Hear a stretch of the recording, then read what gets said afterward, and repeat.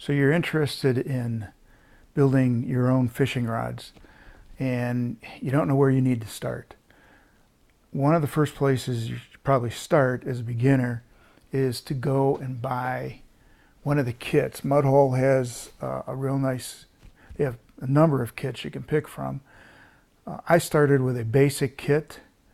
That basic kit gave me the components that I could get started.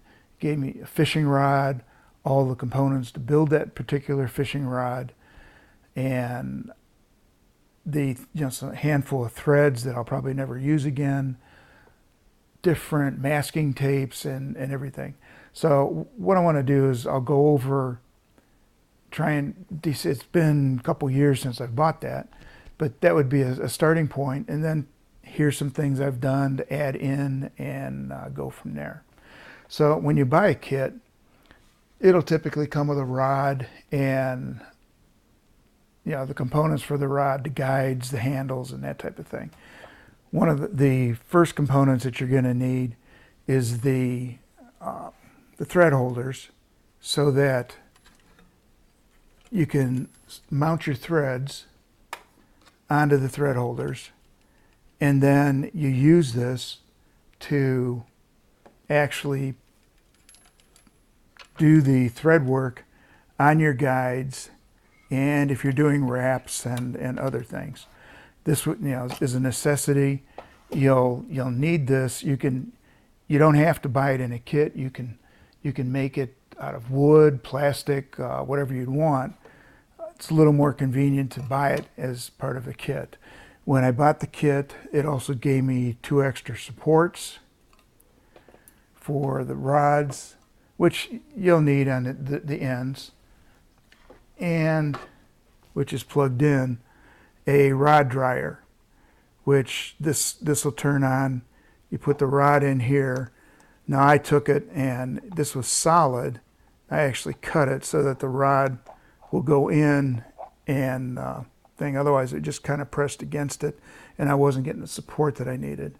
But the rod dryer, so that when you do your epoxying, you just let it run for at least 4 hours. I usually let them run for 24. You'll get a number of different masking tapes, because you tape the guides onto the rod. You can tape where you want to be, different measurements.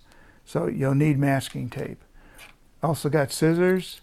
These are probably not the best scissors in the world, but I've been using these for a number of years. They cut the thread, and that's what I need. They will also give you, they don't give you anything. The kit that I got would have been Pro Coat, and the Pro Coat, this is your epoxy. It's a 2-part epoxy for finishing your thread work. This type of thing came with the Mudhole kit. I've used those. Now I switched to using Threadmaster. I have a high build and a light build that I use on my builds at this point. So as you get more and more familiar with building rods, you'll change up some of your components.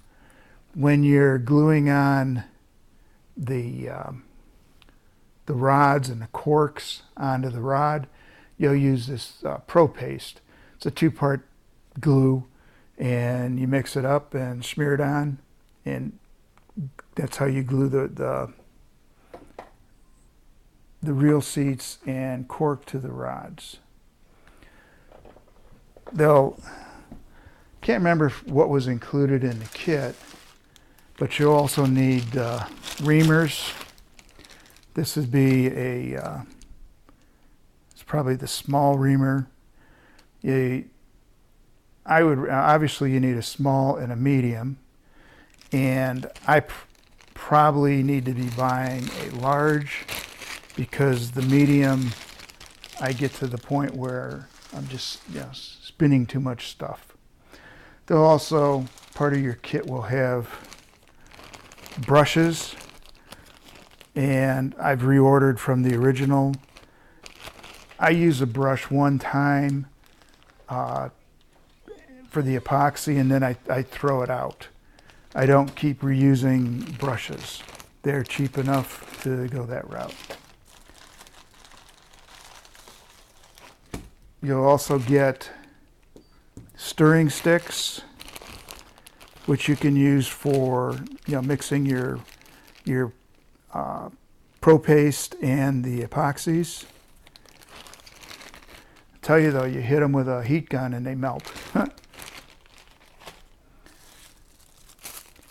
When I do the epoxy, they gave, initially I had the cups, I ordered more cups. I keep my epoxy right in these cups. And other people use metal.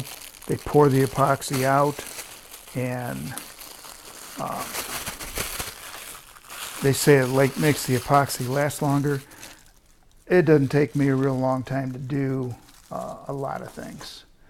They also gave me a box of razor blades, 100 razor blades, probably a lifetime supply, of which I can't close now. I got this ruler, which I have never opened, and I probably will never use. And then I got some various threads that came with it. This is a Pro Wrap thread, and these are what came with my kit were type D. I use strictly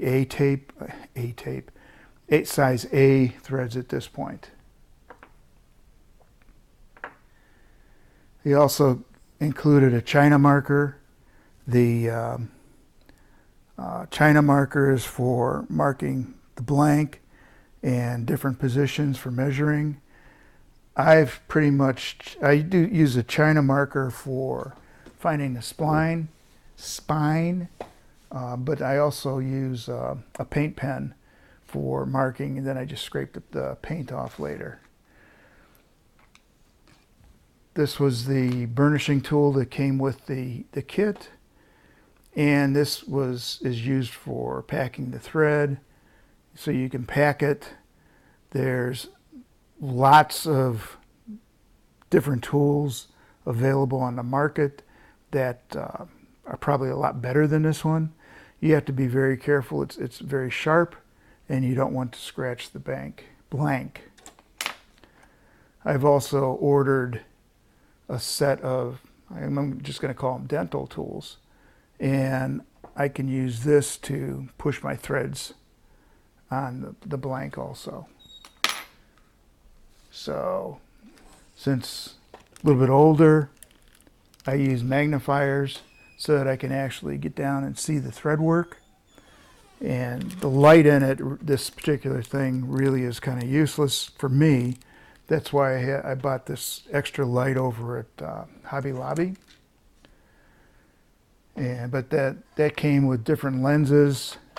So if I wanted different powers, I could use different powers. Just ordered that on Amazon at one point in time. Something that I don't think came with the kit is color preserver. If you have thread that's color preserved, which is what came in the kit, you don't need something like this. But other threads, you'll need this, otherwise you put it on and it darkens and changes color. So you'll need this for the color, preserving the color on your thing.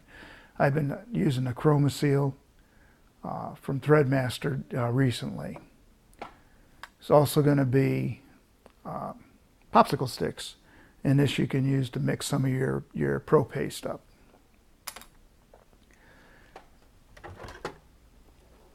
Another thing that I bought, which is a heat gun. What came with the kit was an alcohol lamp. this alcohol lamp. Put alcohol in, light it, and then you would hold it underneath the epoxy to let it heat up so you got the bubbles out. I kind of decided that was a little dangerous. So what I'll do is I'll take the heat gun and I'll just spin the rod and hit it, hit it, hit it, and that gets the bubbles out of the epoxy. Plus I've been able to use a heat gun for other things. I use a Dremel with a grinding wheel, and on your all your guides you'll want to grind down the foot so that you have a nice even, so the threads can just climb right up there. So I'll use an old Dremel with a grinding wheel on it to grind all my feet down.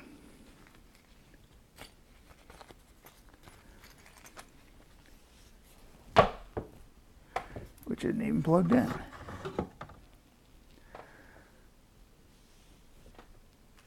Then you have to have the old sock for, you know, wiping things up. So, but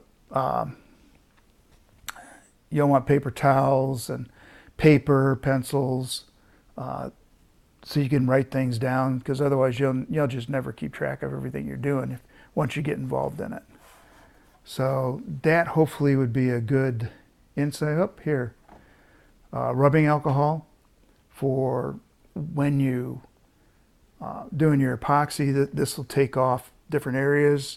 This is also great for cleaning the rod before you do your epoxying and thread work. So that probably is a lot of what you would need to get, not to get started initially, but you'll need some of these things eventually. I also have picked up a, this tells me the sizes of the tips, and you can put determine the sizes of different components of your guides and things. So if you were into some kind of repair work, or you didn't know, if you bought a generic blank, you didn't know what the tip was, you could put this on the end, and then you could order appropriately the guides that you need. And for repair work, you can use this to figure out the sizes that you need.